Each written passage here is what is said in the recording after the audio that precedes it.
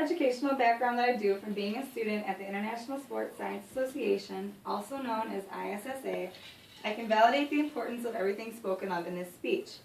Weightlifting is something that should be done with the supervision or the assistance of a certified trainer.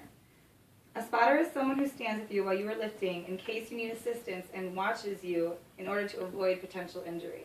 It is very important that you practice safe and proper lifting techniques for your safety and for the safety of others.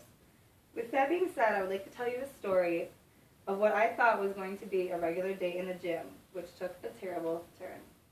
It was a cold spring afternoon when I walked into Anytime Fitness that Sunday. I could smell the cleanliness in the air. The equipment is always clean and well put away with a sense of comfort in between the purple and green walls.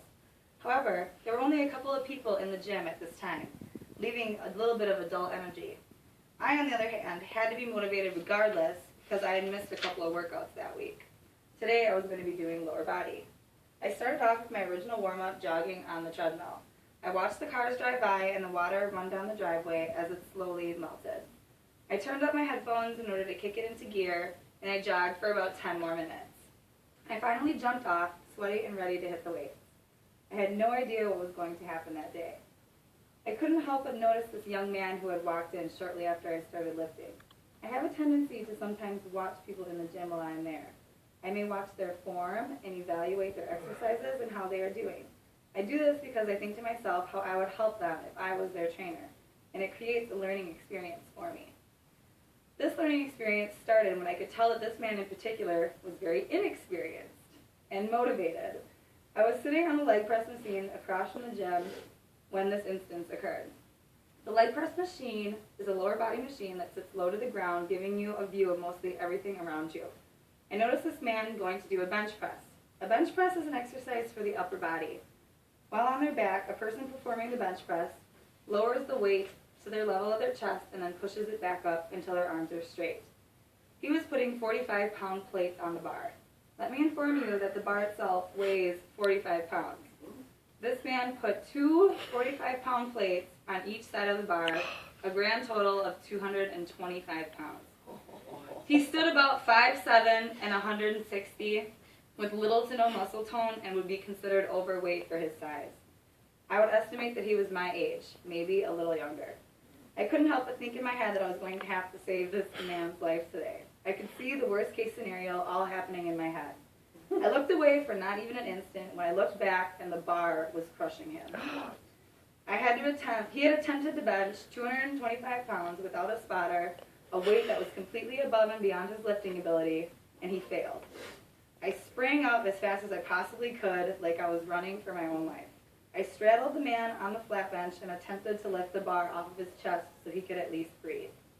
I, however, am only 5'4" and 130 pounds, so I couldn't lift this bar off of him. Thank God there was another man who was one of 4 people in the gym that day, including me and the man who was underneath the 225-pound bar. He could hear me scream, and he came running from the other side of the gym. Him and I together were able to successfully lift the bar off of this man's chest, and it was over. He was saved, and he was uninjured from what I could physically see.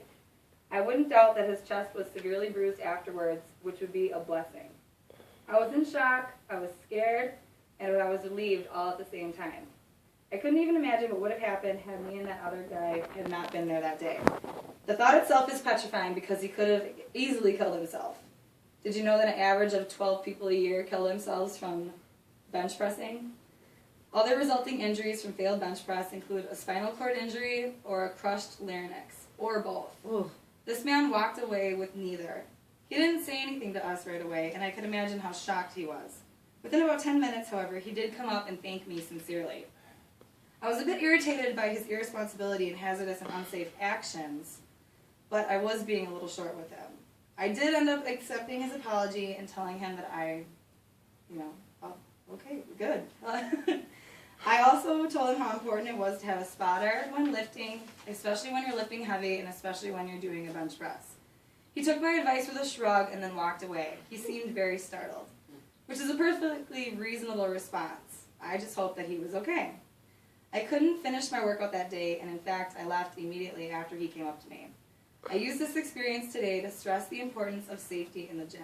Most of you probably exercise, and if you don't exercise, you probably know somebody who does. Please share my story with those around you in order to help any injuries from further down the line from being prevented. Also, if you don't exercise and you decided you want to start a workout program, please first consult your doctor. Also, consider sitting down with a trained professional in order to learn proper lifting techniques and gym safety. Thank you. Yay!